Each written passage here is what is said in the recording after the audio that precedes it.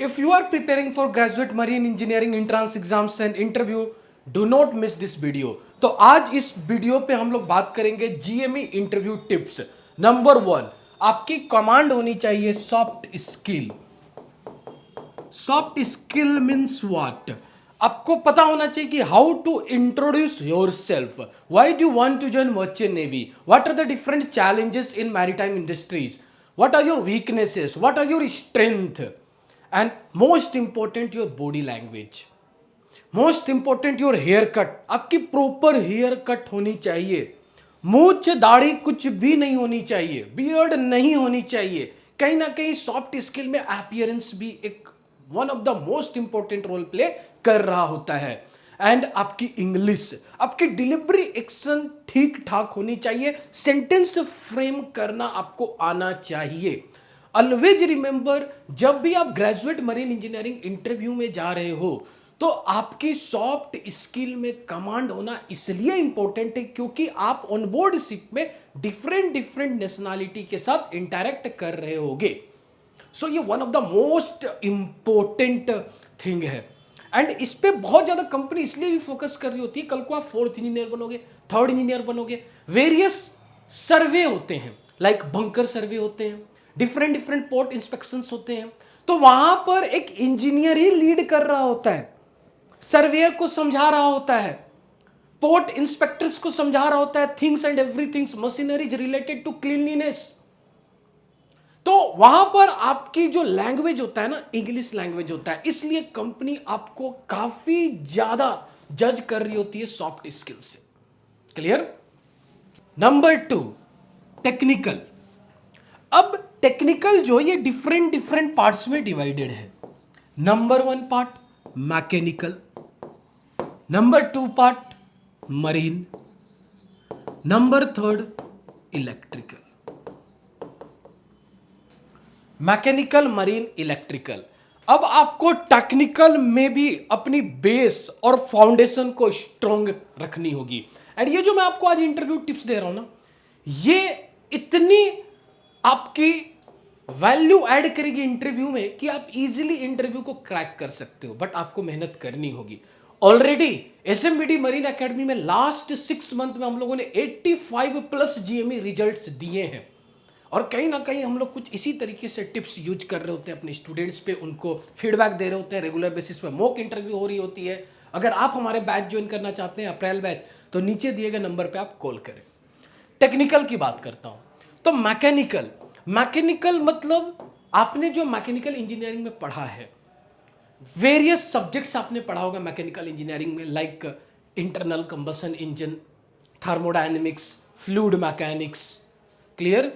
Thermodynamics, fluid mechanics, IC engine, strength of material, engineering material, engineering mechanics, various chapters से आपको law, different important law पूछे जाते हैं, different important statement पूछे जाते हैं, डिफरेंट डायग्राम रिलेटेड क्वेश्चंस पूछे जाते हैं। एंड ये मोस्ट इंपॉर्टेंट रोल प्ले कर रहा होता है आईसी इंजन।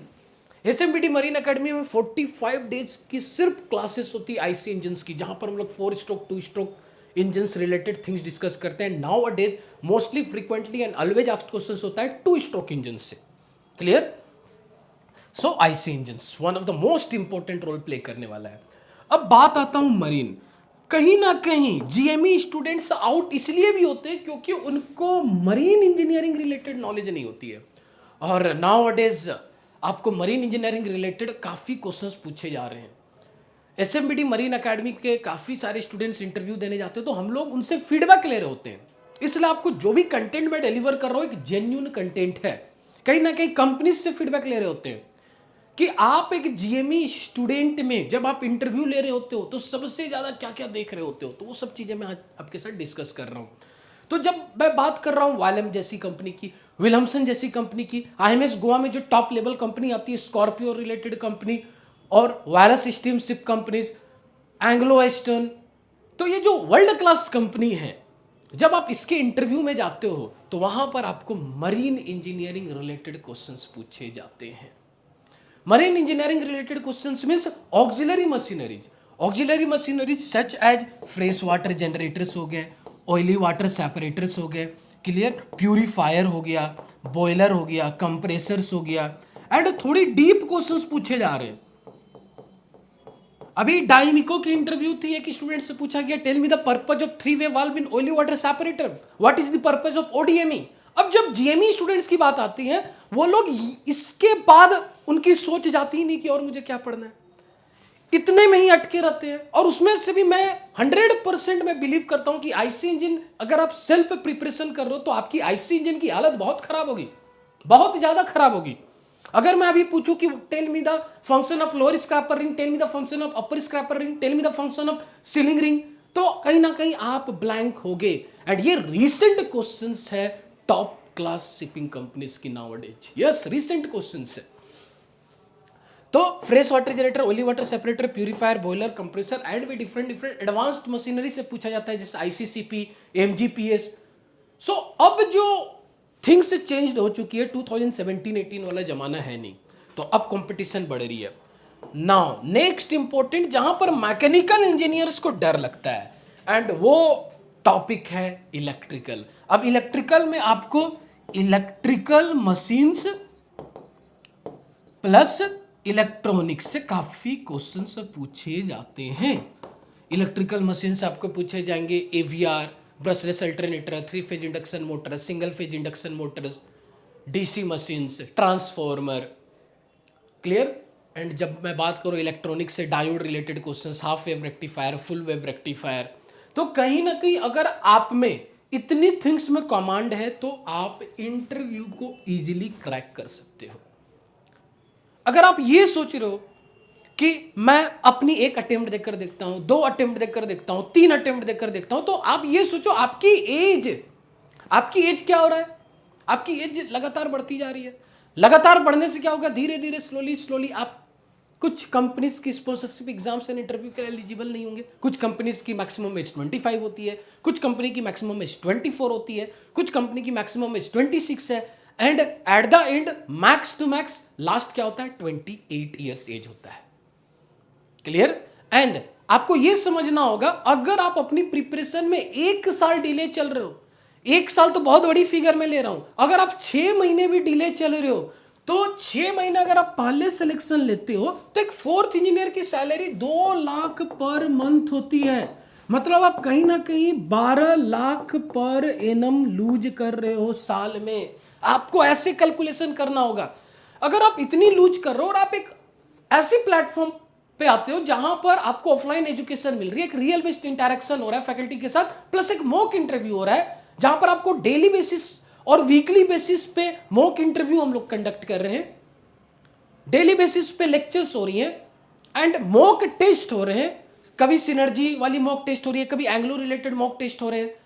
एंड आपके इन सब की कॉस्टिंग, हमारी एसएमबीडी मरीन एकेडमी की फी है 33,000 until unless you clear your sponsorship exams and interview। तब तक आप हमारे कोचिंग इंस्टीट्यूट में पढ़ सकते हैं। एंड ये प्रीवियस पास्ट रिजल्ट्स में देखा गया है कि विद इन 2 to 3 मंथ्स में स्टूडेंट यहां से क्लियर करके जाते हैं।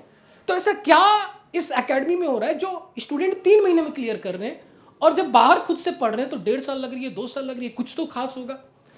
अगर आप 33,000 इन्वेस्टमेंट करते हैं और आप अपनी 12 लाख रुपए को सेव कर रहे हो, यस मैं तो ऐसे ही कैलकुलेशन करता हूं, क्योंकि आप जिस करियर में आ रहे हो वो कॉन्ट्रैक्ट बेसिस करियर है। आप इसी तरीके से कॉन्ट्रैक्ट बेसिस पे अपनी सैलरी को जज कर रहे होगे, तो उसी तरीके से मैंने यहां पर आपकी प्रॉफिट को जज किया है। तो ये आपके ऊपर डिसीजन है। 18 अप्रैल 2025 को हमारा न्यू बैच लॉन्च हो रहा है। अगर न्यू बैच में आप रजिस्ट्रेशन करना चाहते हैं तो नीचे दिए गए लिंक को क्लिक करें, नीचे दिए गए नंबर पे कॉल करें एंड हमारी बैच को ज्वाइन करें और जल्द से जल्द स्पॉन्सरशिप एग्जाम से इंटरव्यू को क्लियर करें।